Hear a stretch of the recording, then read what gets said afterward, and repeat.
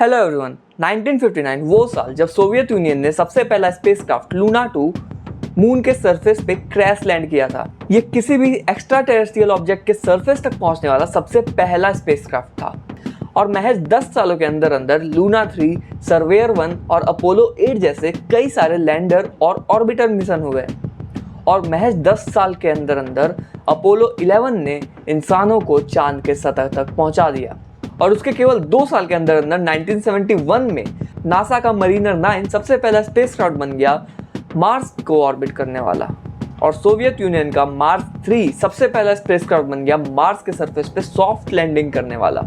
तब से लेके आज तक कई सारे मार्स मिशन हुए हैं और 2014 में इंडिया का मंगलयान भी सक्सेसफुली मार्स तक पहुंच गया और तब से लेके वो मार्स को ऑर्बिट कर रहा है। लेकिन फिर भी आज तक किसी भी देश ने मार्स पे क्रूड मिशन लॉन्च नहीं किया है। तो चलिए इस वीडियो में समझते हैं कि आखिर क्या कठिनाइयां हैं कि मार्स तक पहुंचने के 50 साल बाद भी आज तक कोई इंसान मार्स तक नहीं पहुंचा और आज भी एक मैन मिशन टू मार्स एक नियरली इम्पॉसिबल टास्क लगता है और हम किन टेक्नोलॉजिकल एडवांसमेंट में काम कर रहे हैं ताकि आने वाले कुछ सालों या कुछ दशकों में हम किसी इंसान को मार्स पे कदम रखते हुए देख सकें। इस पूरे मिशन का सबसे पहला ऑब्स्टेकल जो कि साफ जाहिर है वो है डिस्टेंस। मार्स हमारा सबसे क्लोजेस्ट नेबर नहीं है। मार्स तक पहुंचने की सिर्फ वन वे ट्रिप ही 6 से 9 महीने तक ले सकती है और ये डिपेंड करता है कि उस पूरे मिशन के दौरान प्लैनेट्स का अलाइनमेंट किस तरीके से है। क्या आप इमेजिन कर सकते हैं एक स्पेसशिप जैसे छोटे से जगह में उतने लंबे समय तक बंद रहना? ये पूरी जर्नी सिर्फ फिजिकली ही नहीं मेंटली भी बहुत ज्यादा थका देने वाली होगी। इस पूरे टाइम एस्ट्रोनॉट्स को स्पेस के हार्मफुल एनवायरनमेंट का सामना करना पड़ेगा, इंक्लूडिंग हार्मफुल रेडिएशन जैसे सोलार और कॉस्मिक रेडिएशन।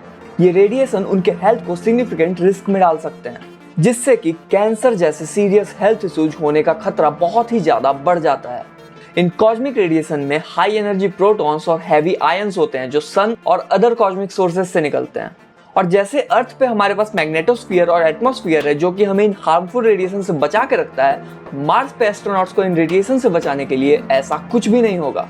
अगली प्रॉब्लम है कि इस पूरे ड्यूरेशन में जब एस्ट्रोनॉट स्पेसशिप में होंगे तो उन्हें अर्थ की ग्रेविटी के बिना रहना होगा। इतने कम ग्रेविटेशनल फोर्स को माइक्रोग्रेविटी कहते हैं। माइक्रोग्रेविटी में रहना अपने आप में एक बहुत ही भारी चैलेंज है और महीनों तक माइक्रोग्रेविटी में रहने से आपके बोन्स और मसल्स काफी हद तक कमजोर हो सकते हैं क्योंकि उन्हें ग्रेविटी के अगेंस्ट काम करने की आदत नहीं होती। एक स्टडी के अकॉर्डिंग एस्ट्रोनॉट स्पेस में हर महीने अपने मसल मास का 1% लूज करते हैं और बोन्स भी वीक होते जाती है और इसके बाद जब वो धरती पे या किसी और प्लैनेटरी मास पे वापस आते हैं तो उन्हें बहुत ही सीरियस हेल्थ इश्यूज का सामना करना पड़ता है। इसलिए रिगरस एक्सरसाइज रेजिमेंट्स और पोटेंशियल आर्टिफिशियल ग्रेविटी सॉल्यूशंस की जरूरत होगी ताकि एस्ट्रोनॉट्स अपनी हेल्थ मेंटेन कर सकें। आज तक जितने भी मार्स मिशन हुए उसमें सिर्फ स्पेसक्राफ्ट को अर्थ से मार्स तक पहुंचाने की जरूरत होती थी, लेकिन एक मैन मिशन में सिर्फ इंसानों को अर्थ से मार्स तक पहुंचा देना ही काफी नहीं है, उन्हें सेफली वापस घर लाने की भी जरूरत होगी। और जरा सोचिए कि मार्स से अर्थ पे वापस आने में भी उनको उतना ही फ्यूल लगेगा जितना कि वहां जाने में लगा और ये रिटर्न फ्यूल की प्रॉब्लम इस पूरे मार्स मिशन को और भी ज्यादा चैलेंजिंग बना देती है। इसके बाद जरा इमेजिन कीजिए इस पूरे 2-3 साल के मिशन में लगने वाला हर जरूरी सामान आप अपने साथ कैरी करके ले जा रहे हैं। इससे स्पेसक्राफ्ट के ऊपर जो वेट लोड है वो किस हद तक बढ़ जाएगा। और जब बात स्पेस मिशन की होती है तो every extra gram of weight matters. इसलिए अगर हमें मार्स पे क्रूड मिशन करना हो तो एक ऑटोनोमस लाइफ सपोर्ट सिस्टम जरूरी हो जाता है जो कि एस्ट्रोनॉट्स को जरूरी चीजें प्रोवाइड करवा पाए। सबसे पहले एस्ट्रोनॉट्स को ऑक्सीजन रिच ब्रीदेबल एयर चाहिए होगा जो कि स्पेस में रिसाइकल करना पड़ता है। इस पूरे प्रोसेस में एक्सहेल्ड कार्बन डाइऑक्साइड को वापस ऑक्सीजन में कन्वर्ट करना होता है और साथ ही साथ उसमें जितने भी हार्मफुल कंटेमिनेंट्स है उसको रिमूव करना पड़ता है। ऐसे life support system space station में यूज होते हैं जैसे कि इंटरनेशनल स्पेस स्टेशन ISS में। ये सिस्टम एफिशिएंट हैं लेकिन मार्स मिशन के लिए यूज करने के लिए इन्हें और भी रोबस्ट और रिलायबल होना पड़ेगा। पानी भी यहाँ पे जीने के लिए बहुत ही ज्यादा वाइटल है, सिर्फ पीने के लिए ही नहीं बल्कि प्रॉपर हाइजीन मेंटेन करने के लिए और प्रॉपर फूड ग्रोइंग के लिए। इसीलिए यहाँ पे प्यूरिफिकेशन और रिसाइकलिंग सिस्टम नेसेसरी होंगे ताकि इस प्रेशियस रिसोर्स को रिजर्व किया जा सके। इंटरनेशनल स्पेस स्टेशन पे एस्ट्रोनॉट्स के स्वेट्स और यूरिन तक को रिसाइकल किया जाता है और उसे वापस यूजेबल वाटर में कन्वर्ट किया जाता है। ऐसा ही एक सिस्टम मार्स मिशन के लिए भी क्रूशियल होगा। इस मिशन के लिए अगली जरूरी चीज है फूड। खाने के बिना तो सर्वाइवल सोचना भी मुश्किल है। मार्स पे फूड ग्रो करना एक फ्यूचरिस्टिक ड्रीम है। एक फिल्म आई थी द मार्सियन नाम से, उसमें एक एस्ट्रोनॉट मार्स पे फंस जाता है। उसके बाद उसके पास जो भी रिसोर्स अवेलेबल होते हैं उसका यूज करके वो मार्स पे आलू की खेती करता है। लेकिन अभी ऐसा कोई भी मेथड इकोनॉमिकली और फाइनेंशियल लेवल पे फीजिबल नहीं है, इसलिए फिलहाल तो एस्ट्रोनॉट्स को प्री पैकेज फूड ही कैरी करना पड़ेगा। ये फूड डिहाइड्रेटेड फॉर्म में होंगे ताकि इनसे वेट और स्पेस कम यूज हो, लेकिन क्योंकि ये अभी भी लिमिटेड अमाउंट में होंगे इसलिए इनका प्रॉपर मेंटेनेंस बहुत ही ज्यादा क्रूशियल है ताकि मिशन के एंड तक फूड सप्लाई सफिशिएंट बनी रहे और किसी भी एस्ट्रोनॉट को यहाँ पे स्टार्व ना करना पड़े। एफिशिएंट और safe method for waste removal and recycling भी यहाँ पे बहुत ही ज्यादा क्रूशियल है ताकि स्पेसक्राफ्ट के अंदर एक हेल्दी एनवायरनमेंट मेंटेन हो सके। इन मेथड को फेल प्रूफ बनाना होगा ताकि किसी भी कंटेमिनेंट का रिस्क यहाँ पे ना रहे, और अगर हाइजीन सही से ना मेंटेन हो तो इससे एस्ट्रोनॉट्स के फिजिकली नहीं बल्कि मेंटल लेवल भी काफी हद तक असर पड़ सकता है। इस पूरे मिशन के दौरान फेस की जाने वाली आइसोलेशन, कन्फाइनमेंट और मोनोटोमी का सीधा असर एस्ट्रोनॉट्स के मेंटल हेल्थ के ऊपर पड़ सकता है। मार्स मिशन के दौरान एस्ट्रोनॉट्स को कंटिन्यूअस लेवल पे स्ट्रेस और एंजाइटी भी फेस करनी पड़ेगी, जो कि मिशन के प्रेशर और स्पेस के अननोन डेंजर्स की वजह से हो सकता है। लॉन्ग पीरियड ऑफ आइसोलेशन और lack of social interaction depression का रिस्क बढ़ा सकते हैं। एक मार्स मिशन में एस्ट्रोनॉट्स को अपनी फैमिली से कई सालों तक दूर रहना पड़ सकता है, जो कि उनके इमोशनल वेलबींग को भी अफेक्ट करेगा। इस पूरे स्पेस मिशन का रेपिटेटिव नेचर एस्ट्रोनॉट्स के अंदर बोर्डम को फॉर्म कर सकता है, जो कि सीधे तौर पे मोरल और फोकस को इम्पैक्ट करता है। एस्ट्रोनॉट्स को हर दिन सेम एनवायरनमेंट, सेम प्रोसेसेस और सेम पीपल से डील करना पड़ेगा। इस पूरे मोनोटोमी को ब्रेक करने के लिए एक्सटेंसिव साइकोलॉजिकल स्क्रीनिंग और support system including in mission therapies और रिक्रिएशनल एक्टिविटीज की भी काफी हद तक और रेगुलर लेवल पे जरूरत होगी ताकि एस्ट्रोनॉट्स के मेंटल वेलबींग का ध्यान रखा जा सके, ताकि उनका पूरा फोकस मार्स मिशन पे और मार्स तक सक्सेसफुली पहुंचने पे हो। पर सिर्फ मार्स तक सक्सेसफुली पहुंच जाना ही इस चैलेंज का एंड नहीं है। उस रेड प्लेनेट पे सक्सेसफुली लैंड करना भी एक बहुत ही एक्सटेंसिव टास्क है। मार्स का पूरा एटमॉस्फेयर थिन और अनप्रेडिक्टेबल है, जिसके लिए हमें एडवांस लैंडिंग टेक्नोलॉजी की रिक्वायरमेंट है। मार्स के एटमॉस्फेयर में 96% कार्बन डाइऑक्साइड है, जो कि रेडिएशन और एक्सट्रीम टेम्परेचर से प्रोटेक्शन ऑफर नहीं करता।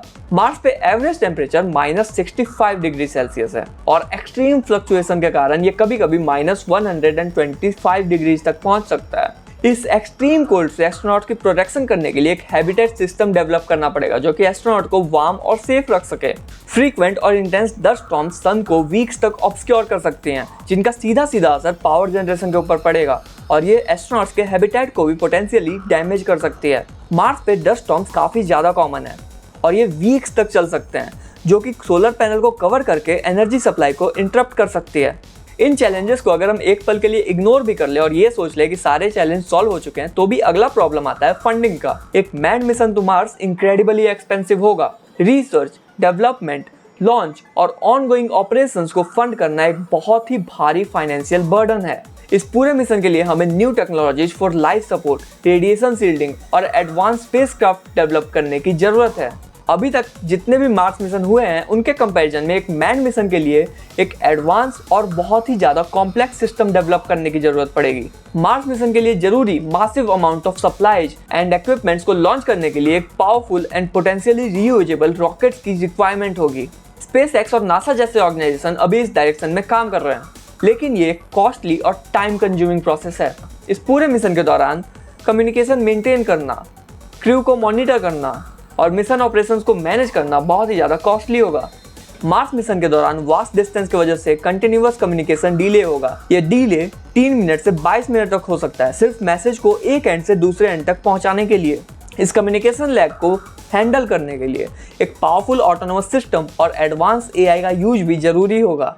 अब जब हमने लगभग सारी फिजिकल, मेंटल और इकोनॉमिक चैलेंजेस की बात कर ही ली है, तो सवाल ये आता है कि क्या मार्स मिशन पॉसिबल भी है और क्या कोई स्पेस ऑर्गेनाइजेशन है जो मार्स पे एस्ट्रोनॉट को भेजने के लिए प्रेपरेशंस कर रहा है?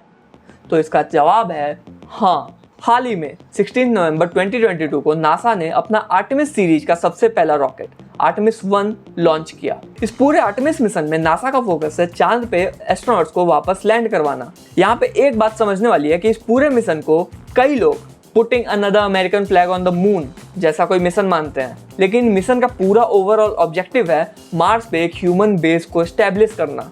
और इस पूरे बेस का मून पे रिसर्च और डिस्कवरीज करने के अलावा एक और काम होगा, वो है कि इस बेस से स्पेसक्राफ्ट को मार्स और अदर सोलर सिस्टम के प्लैनेट तक लॉन्च किया जा सके। ये पूरा आर्टेमिस मिशन एम करता है एक स्पेस स्टेशन क्रिएट करने का जो कि मून को ऑर्बिट करे, ठीक उसी तरह जैसे आईएसएस अर्थ को ऑर्बिट करता है। इस स्पेस स्टेशन का ऑब्जेक्टिव होगा कि मून पे की जाने वाली ट्रैवलिंग और लैंडिंग को काफी हद तक इजियर और इफेक्टिव बनाया जा सके।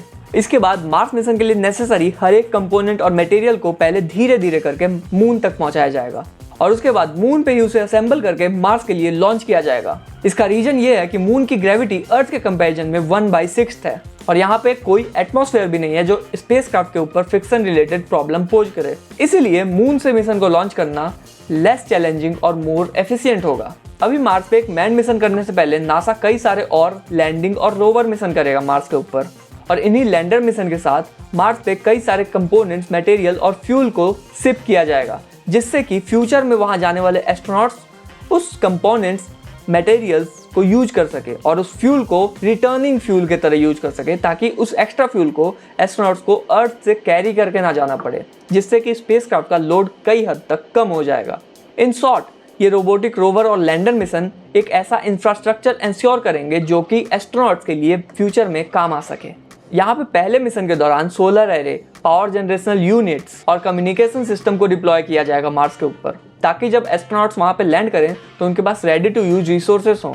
ISRU इन सिटू रिसोर्स यूटिलाइजेशन टेक्नोलॉजी का यहाँ पे यूज किया जाएगा, जिससे कि मार्स में मौजूद रिसोर्सेज का यूज करके इसेंशियल मटेरियल्स का प्रोडक्शन किया जा सके, जैसे कि ऑक्सीजन और वाटर।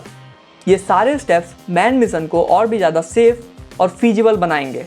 लेकिन इस पूरे मिशन में अभी भी कई चैलेंजेस बाकी हैं, जैसे कॉस्मिक और सोलर रेडिएशन, मेंटल हेल्थ और physical health of astronauts, proper food, water और oxygen support for the mission, और भी बहुत कुछ। कॉस्मिक और सोलर रेडिएशन के खिलाफ इफेक्टिव शील्डिंग बनानी पड़ेगी। करंट टेक्नोलॉजीज इस लेवल पे प्रोटेक्शन ऑफर नहीं करती, जो कि एक लॉन्ग ड्यूरेशन ऑफ मिशन के लिए बहुत ही ज़्यादा जरूरी हो जाती है। मेंटल और फिजिकल हेल्थ को मेंटेन करना भी बहुत ही ज़्यादा चैलेंजिंग है। लॉन्ग ड्यूरेशन स्पेस ट्रेवल और मार्स पे एक्सटेंडेड स्टे के स्ट्रेस को हैंडल करने के लिए स्ट्रॉन्ग साइकोलॉजिकल सपोर्ट सिस्टम भी डेवलप करना पड़ेगा। नासा और ईएसए जैसे space agencies already mental health को सपोर्ट करने के लिए कई सारे इनोवेटिव स्ट्रेटेजीज डेवलप कर रहे हैं, इंक्लूडिंग वर्चुअल रियलिटी थेरेपीज और कम्युनिकेशन सिस्टम्स, जिससे कि एस्ट्रोनॉट्स का सोशल कॉन्टैक्ट मेंटेन किया जा सके। फूड, ऑक्सीजन और वाटर की सप्लाई भी यहाँ पे एक क्रिटिकल इशू है। स्पेसक्राफ्ट को सेल्फ सफिशिएंट बनाना पड़ेगा, जो कि अभी करेंटली आईएसएस में यूज होने वाली टेक्नोलॉजीज को और भी रिलायबल और एडवांस बना के अचीव किया जा सकता है। इनोवेटिव फूड प्रोडक्शन मेथड जैसे कि हाइड्रोपोनिक्स और एक्वापोनिक्स के ऊपर रिसर्च एंड डेवलपमेंट की जा रही है, ताकि स्पेसक्राफ्ट के अंदर फूड ग्रो किया जा सके। हाइड्रोपोनिक्स और एक्वापोनिक्स एक ऐसे एडवांस फार्मिंग टेक्निक्स हैं जो कि मिट्टी के इस्तेमाल के बिना केवल न्यूट्रिएंट रिच वाटर का इस्तेमाल करके फूड ग्रो करने में सक्षम है। ये सभी एफर्ट्स इंश्योर करेंगे कि एस्ट्रोनॉट्स के पास एक स्टेडी फूड सप्लाई बनी रहे, ताकि पूरे मिशन के दौरान उन्हें खाने की कमी ना हो और उनके पूरे मेंटल फोकस केवल और केवल मिशन के ऊपर हो। इसके बाद अगर एक मैन मिशन सक्सेसफुली कंडक्ट हो जाता है तो आगे फ्यूचर के मार्स मिशन केवल मैन मिशन तक सीमित नहीं रहेंगे। इनका एम होगा मार्स पे एक परमानेंट ह्यूमन प्रेजेंस को एस्टेब्लिश करना, मार्स पे कंटिन्यूअसली एक्सपेंड करते हुए उसके ऊपर रिसर्च और एक्सप्लोरेशन को प्रमोट किया जाएगा। डीप स्पेस एक्सप्लोरेशन के लिए मार्स बेस का यूज एक स्टेपिंग स्टोन के रूप में होगा, जिससे कि हम सोलर सिस्टम के बाकी प्लैनेट्स और मून को भी एक्सप्लोर कर पाएंगे। मार्स मिशन में एक परमानेंट ह्यूमन प्रेजेंस एस्टेब्लिश करने के बाद हम प्लैनेटरी साइंस और एस्ट्रोबायोलॉजी में अनप्रेसिडेंटेड लेवल पे डिस्कवरीज कर पाएंगे। ये सारे एफर्ट्स हमारी अंडरस्टैंडिंग्स को इन्हांस करेंगे कि लाइफ कैसे इवॉल्व होती है, और इन एफर्ट्स से हमें सोलर सिस्टम के इवोल्यूशन के मिस्ट्रीज को सॉल्व करने में भी काफी हद तक मदद मिलेगी। अगर आप ये जानना चाहते हो कि इवोल्यूशन कैसे होता है और थ्योरी ऑफ इवोल्यूशन को डिटेल में समझना चाहते हो तो मेरा ये वीडियो जरूर देखना। मैं मिलूंगा आपसे ऐसे ही थॉट प्रोवोकिंग और इन्फॉर्मेटिव वीडियो में। तब तक के लिए बाय बाय।